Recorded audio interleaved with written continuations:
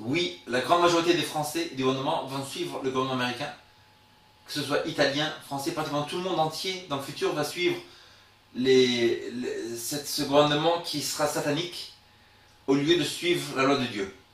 Et très bientôt sur la terre, il y aura une polarisation totale. Ce qui veut dire que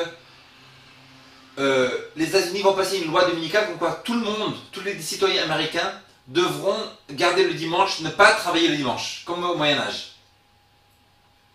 Vous lisez le livre La tragédie des siècles par Ellen G. White, gratuit sur Internet. La tragédie des siècles par Ellen G. White. Et là-dedans, elle nous explique, et Dieu nous explique par la prophétie que les États-Unis vont faire ça à cause des calamités. Il y aura trop de problèmes financiers bientôt, trop de problèmes de terroristes, trop de problèmes de maladies, trop de problèmes de violence, trop de problèmes de crimes. Tout ça qu'ils vont dire, on s'est séparé de Dieu, il faut retourner à Dieu. Néanmoins, ils ne vont pas avoir le vrai Dieu de la Bible, ils vont faire le dimanche qui est le dia solis, l'adoration du soleil, l'adoration satanique. Chose incroyable, c'est que les États-Unis ne vont pas faire ça seuls, mais la Bible nous dit, les écrits de prophétie, la tragédie des siècles nous dit que tout le monde entier, pratiquement tous les pays du monde vont suivre. Imaginez-vous, pratiquement tous les pays du monde passent une loi dominicale, comme quoi tous les habitants de la terre doivent se reposer le dimanche et suivre cette loi américaine. À ce moment-là, il y aura quelques personnes sur la terre qui vous diront non. La Bible me dit dans Exode 20, souviens-toi du jour de repos pour le sanctifier, tu travailleras 6 jours, tu feras tout ton ouvrage. Mais le 7e jour est le jour de repos de l'Éternel ton Dieu, tu ne feras aucun ouvrage. Car en 6 jours, l'Éternel a fait les cieux, la terre, la mer et les sources d'eau. Donc ils vont dire non, mais la Bible nous dit c'est le samedi, donc je ne peux pas me reposer le dimanche parce que Dieu m'a dit que c'est le samedi. Qu'est-ce que vous croyez qu'il se passera à ce moment-là? Une persécution terrible. Les gouvernements auront beaucoup de pouvoir. Et ces gens qui vont suivre fidèles à Jésus, qui vont voir fidèles à Dieu, nous dit, Apocalypse 12, 17 nous dit que c'est la dernière église de la fin des temps, l'église adventiste du 7e jour.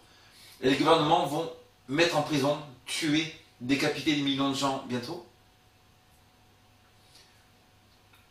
C'est Apocalypse 13, 15. Et la fin du monde va arriver parce que les choses vont être tellement terribles sur la terre, tellement de persécutions du monde, et cet esprit satanique, mondain, je vis que parce que je vois, je suis les médias, tout ça, je suis les trucs comme ça, les trucs non chrétiens, qu'avec un esprit totalement satanique, que Jésus va voir qu'il y a tellement de meurtres et tout ça, que Dieu lui-même va devoir amener à la fin du monde. La fin du monde va se passer à cause de la loi dominicale mondialement. Les vrais chrétiens de Dieu avant le 17e jour vont être persécutés. Et à ce moment-là, Jésus va devoir se révéler du ciel et la fin du monde va arriver. Dans combien de temps? Très bientôt. Très bientôt ça va arriver. Tu peux voir un film qui s'appelle sur YouTube, de film pour les adventistes. Pendant 2 heures, ça explique un peu en détail ce qui se passe. Mais le mieux, c'est de lire le livre Ellen G. White, La tragédie des siècles. Beaucoup d'entre vous ont été touchés par ce que j'ai dit, parce que c'est des choses incroyables. Ce n'est pas un jeu. Ce qu'on vient de lire et ce que vous venez d'écouter, mon ami, c'est plus important ce qui est écrit que le journal de 20 heures. Ce que je viens de vous dire, mon ami, c'est beaucoup plus important que ce qui se passe pendant la journée. À quoi ça sert de travailler, de gagner des millions, et de mourir dans 5-10 ans, détruit pour toujours? Imagine-toi que vraiment la vie éternelle existe. Imagine-toi qu'il y a un paradis, imagine-toi vivre dans un lieu où il n'y a pas de meurtre, pas de souffrance, aucune maladie, tu vis des millions d'années sans maladie. Imagine-toi vivre des millions d'années avec aucun problème financier. Aucune bataille avec les gens, que de la paix, de l'amour, tout le monde s'aime, que du bonheur constamment. Imagine-toi vivre ça pour l'éternité.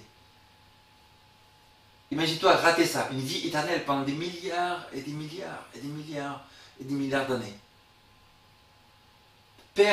Vouloir vivre pour cette vie de 70 ans, et perdre une vie de milliards et de milliards d'années, tu peux faire tout ce que tu veux, aller dans tous les univers, partout.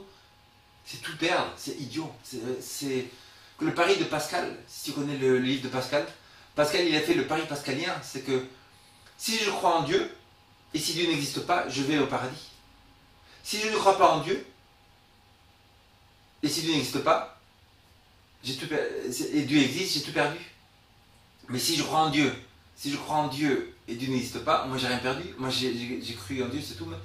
Donc il vaut mieux croire en Dieu. C'est facile. C'est le pari très facile. Et là, les enjeux qu'il y a sur la terre maintenant, mais c'est des choses très très graves qui vont se passer dans le futur, mon ami. Écoute-moi, c'est très sérieux. Ce que je dis, c'est la vérité totale, c'est de l'absolu. C'est pas une opinion personnelle. L'opinion personnelle, c'est préfères-tu jouer de la basse, préfères-tu jouer de la guitare. Donc ça, c'est une opinion personnelle, n'est-ce pas? Mais quand on parle de choses absolues, et des sujets qui sont absolus, où l'opinion n'a aucun jeu, n'est-ce pas? Si je dis, faut-il s'arrêter au feu rouge quand le feu est rouge? Est-ce que c'est une opinion personnelle? C'est une absolue totale. L'opinion personnelle n'a aucun jeu à dire quand le feu est rouge, il faut s'arrêter. De même que Dieu existe et tout ça, c'est des sujets absolus. Si Dieu existe vraiment, si la Bible est totalement vraie, et si ce qui est écrit Apocalypse est totalement vrai, ça veut dire que ce message que je vous dis doit arriver chez vous. Si tu rejettes ce que je dis aujourd'hui, tu iras en enfer. Tu iras en enfer. Donc c'est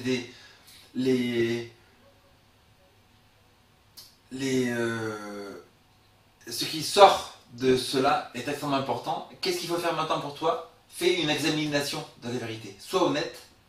Même si tu n'aimes pas ce qui est écrit, sois honnête parce que pour dire la vérité, avec Dieu on est plus heureux. Dieu peut te donner des millions, il peut tout donner, rien n'est impossible pour Dieu. Pourquoi ne pas aller vers Dieu? Dieu est un Dieu d'amour. Il est là pour aimer, pour aider, pour guérir. Donc juste à cause de ta fierté. Mais sais-tu que Dieu peut te rendre beaucoup plus grand que ta fierté tout seul ou ta pouvoir humain le peut?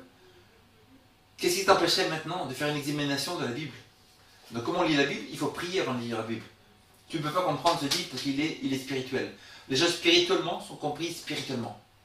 Avant de lire la Bible tout le temps, il faut prier. Père Céleste, je te demande que tu me fasses comprendre ta parole. Au nom de Jésus, Amen. Et hop, tu lis. Tous les jours, il faut prier, prier, prier. Si tu lis la Bible sans prier, tu vas avoir une confusion, mais bam, bam, bam, totale. Après lire cela, tu vas lire le livre Ellen G. White, La tragédie des siècles. En détail, tu fais une examination dedans. Le chapitre 15 parle de la France et la Révolution française, avec détail, avec beaucoup de choses sur Edgar Quinet et tout, qui expliquent pourquoi la Révolution française est arrivée. Et accepte tout ce message, sois honnête. Tu vois que c'est vrai, tu peux rien y faire, de toute façon. Que tu crois pas, tu peux rien y faire, les choses vont arriver. De même qu'un tsunami, qu'un tremblement de terre arrive à Paris, tu ne peux rien y faire. Les choses qui sont écrites ici, tu ne peux rien y faire. Ton opinion personnelle, Dieu n'a rien à faire du tout. Rien à foutre de ton opinion personnelle. C'est que tu crois pas, Dieu il va venir, le jugement va arriver, la fin du monde va arriver, et les gens qui aiment les uns les autres, les gens qui font du bien, ils vont aller au paradis. Père Céleste, je prie que tu bénisses ceux qui ont écouté, que tu les aides à chercher et à se repentir. Donne-leur, bénis leurs finances, bénis leurs maladies, bénis leur santé, bénis leurs relations personnelles, Père Céleste, bénis leur vie spirituelle. S'ils sont athées, sors-les de ce darwinisme total, parce qu'il n'y a aucune évidence pour le darwinisme. Qu'ils fassent des études sur Kant Hovind, sur les vidéos de tous les débats, et qu'ils fassent une étude profonde sur la vérité de la création, qu'ils acceptent Jésus comme leur sauveur personnel, qu'ils aillent au paradis. Au nom de Jésus. Amen.